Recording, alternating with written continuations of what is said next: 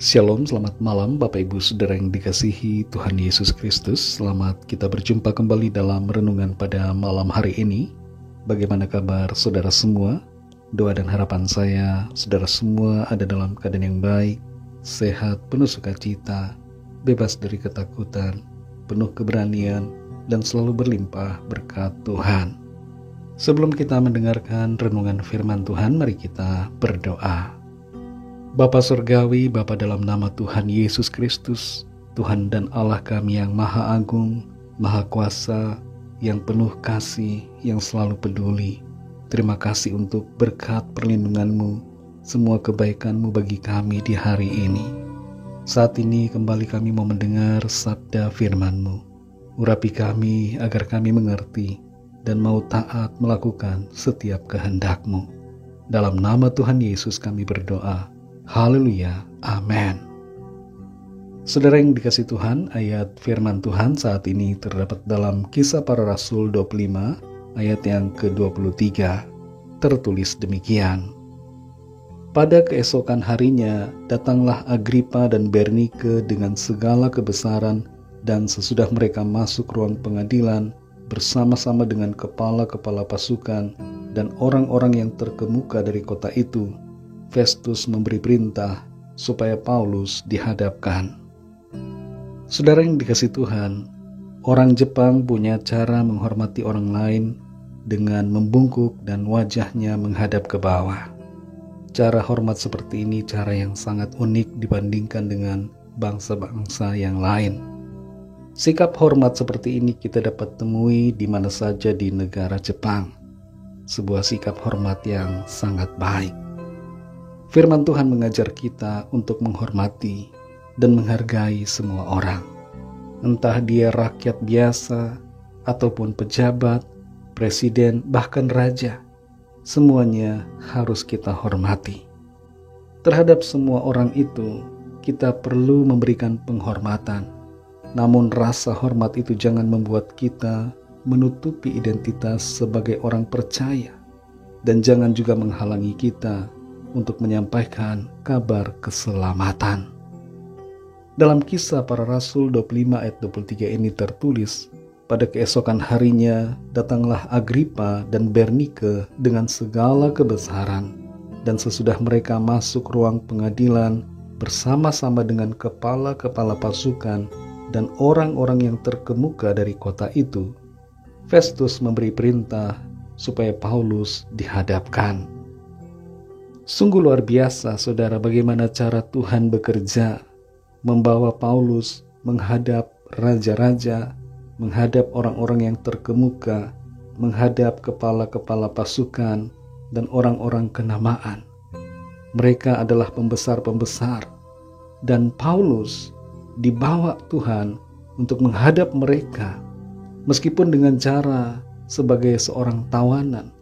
Tapi Tuhan memakai semuanya itu agar Paulus dapat menyampaikan kabar keselamatan kepada para raja, kepada pembesar-pembesar dan orang-orang yang terkemuka.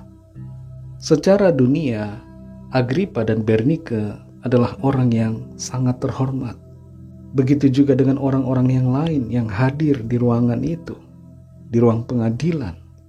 Dan Paulus menyadari akan status dan posisi mereka. Paulus menghormati mereka, tapi rasa hormat Paulus tidak membuat Paulus terhalang untuk menyampaikan kabar keselamatan, kabar pengampunan dan hidup kekal di dalam Tuhan Yesus Kristus. Kita dapat membaca di pasal-pasal berikutnya bagaimana Rasul Paulus berbicara di hadapan Raja Agripa dan juga Bernike. Paulus tidak merasa sungkan, tidak merasa malu untuk menyatakan imannya dan untuk menyatakan kabar Injil. Saudara yang dikasih Tuhan, firman Tuhan berbicara kepada saudara dan saya, agar kita juga tidak malu untuk menyampaikan kabar keselamatan kepada orang-orang di sekitar kita, bahkan kepada orang-orang yang kita sangat respect. Mungkin karena statusnya, karena posisinya, karena jabatannya begitu tinggi. Kita tentu harus menghormati, tapi harus juga berbelas kasihan atas keadaan jiwa mereka. Setiap orang yang tanpa Kristus mati secara jasmani tentu akan masuk ke dalam penghakiman yang kekal di dalam neraka. Itu sebabnya kita perlu menyampaikan dengan hati yang penuh belas kasihan tanpa kehilangan rasa hormat. Pertanyaan buat diri kita masing-masing, apakah kita seringkali mengabaikan tugas penyampaian kabar Injil kepada orang yang kita sangat respect, kita takut dan kita malu untuk menghadapi mereka? Pakailah setiap situasi dalam hidup kita untuk menjalankan fungsi kita sebagai saksi-saksi Kristus. Saudara dan saya adalah terangnya, adalah garamnya. Karena itu berfungsilah sesuai dengan kehendak Tuhan, agar orang-orang lain di sekitar kita mendengar akan Kristus Yesus Tuhan dan menerima anugerah keselamatan di dalam Tuhan. Mari kita berdoa. Terima kasih Tuhan Yesus, kami bersyukur untuk firman-Mu yang sudah kami dengar saat ini. Mengajarkan kepada kami untuk kami tidak melalaikan tugas penyampaian, kesaksian dan kebenaran firman Tuhan. Penyampaian tentang kabar Injil-Mu kepada orang-orang di sekitar kami. Kami akui kadangkala kami merasa sungkan, merasa tidak enak untuk menyampaikan kabar keselamatan kepada orang yang secara posisi atau secara status lebih tinggi daripada kami. Kami mohon kekuatan-Mu, mohon keberanian daripada-Mu ya Roh Kudus, untuk menolong kami berani bersaksi dan berbicara, serta menjadikan hidup kami sebagai teladan yang baik. Terima kasih untuk firman-Mu. Berkatilah kami di sepanjang malam ini dalam istirahat kami. Lingkupi kami dengan kasih dan kuasa-Mu.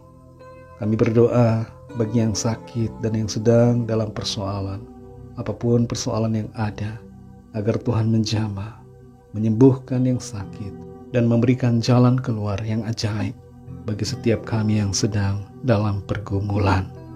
Kami percaya kami alami jawaban doa, kami alami pertolongan dan kemenangan.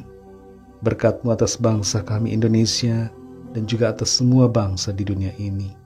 Berkat-Mu atas kami gereja-Mu. Ampuni kami akan dosa kesalahan kami, seperti kami juga mengampuni orang yang bersalah kepada kami.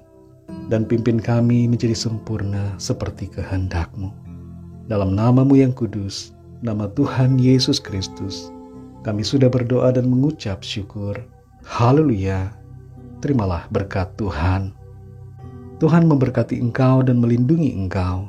Tuhan menyinari engkau dengan wajah-Nya dan memberikan kasih karunia. Tuhan menghadapkan wajah-Nya kepadamu dan memberikan damai sejahtera.